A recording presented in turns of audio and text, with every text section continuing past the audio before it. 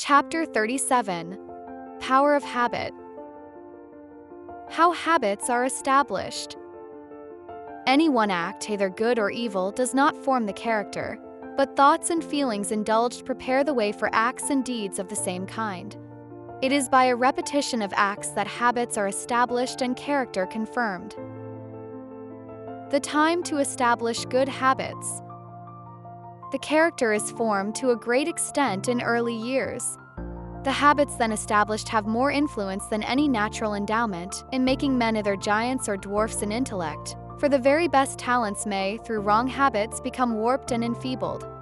The earlier in life one contracts hurtful habits, the more firmly will they hold their victim in slavery, and the more certainly will they lower his standard of spirituality. On the other hand, if correct and virtuous habits are formed in youth, they will generally mark the course of the possessor through life. In most cases, it will be found that those who in later life reverence God and honor the right learned that lesson before there was time for the world to stamp its images of sin upon the soul. Those of mature age are generally as insensible to new impressions as is the hardened rock, but youth is impressible. Habits may be modified, but seldom changed. What the child sees and hears is drawing deep lines upon the tender mind, which no after circumstances in life can entirely efface. The intellect is now taking shape, and the affections receiving direction and strength. Repeated acts in a given course become habits. These may be modified by severe training in afterlife but are seldom changed. Once formed, habits become more and more firmly impressed upon the character. The intellect is continually receiving its mold from opportunities and advantages, ill or well improved. Day by day we form characters which place the students as well-disciplined soldiers under the banner of Prince Emmanuel, or rebels under the banner of the Prince of Darkness. Which shall it be? Persevering effort is necessary. What we venture to do once, we are more apt to do again. Habits of sobriety, of self-control, of economy, of close application, of sound, sensible conversation, of patience and true courtesy are not gained without diligent, close watching over self. It is much easier to become demoralized and depraved than to conquer defects, keeping self in control and cherishing true virtues. Persevering efforts will be required if the Christian graces are ever perfected in our lives. Corrupt children endanger others.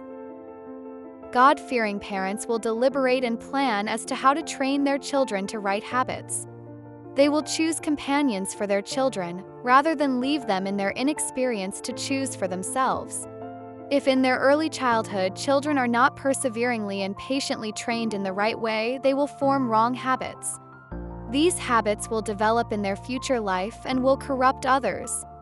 Those whose minds have received a low cast, who have been cheapened by wrong home influences, by deceptive practices, carry their wrong habits with them through life. If they make a profession of religion, these habits will be revealed in their religious life. King Saul, a sad example. The history of Israel's first king presents a sad example of the power of early wrong habits. In his youth, Saul did not love and fear God, and that impetuous spirit, not early trained to submission, was ever ready to rebel against divine authority.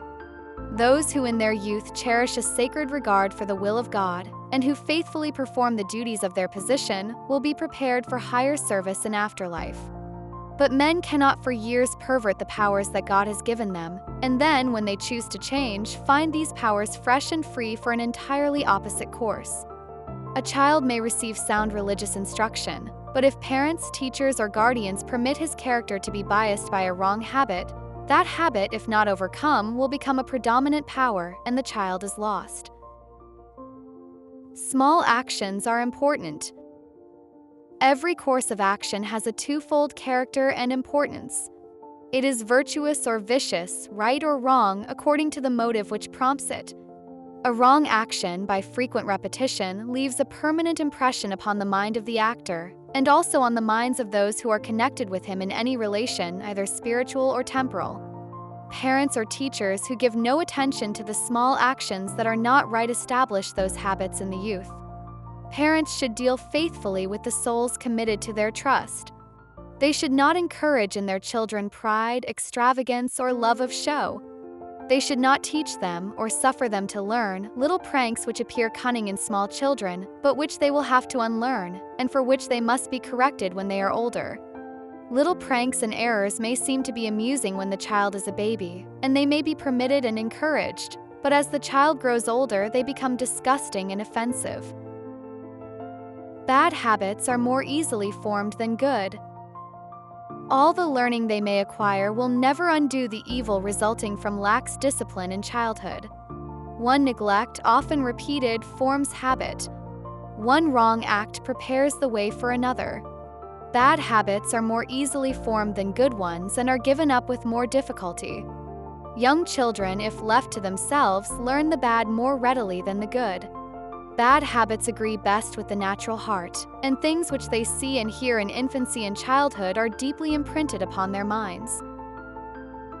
Early habits decide future victory or defeat. We shall be individually, for time and eternity, what our habits make us.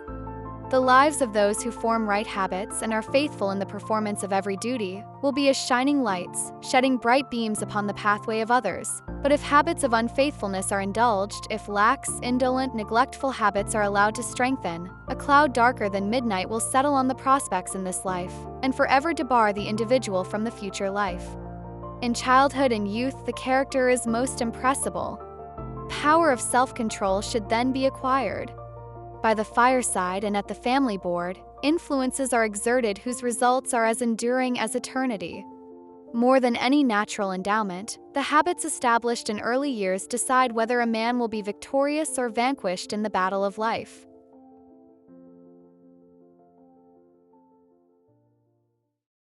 Looking for more ways to help your family grow in faith, health, and wisdom? Visit antstalents.com to explore Bible-based resources designed to support physical, mental, and spiritual growth for every member of the family.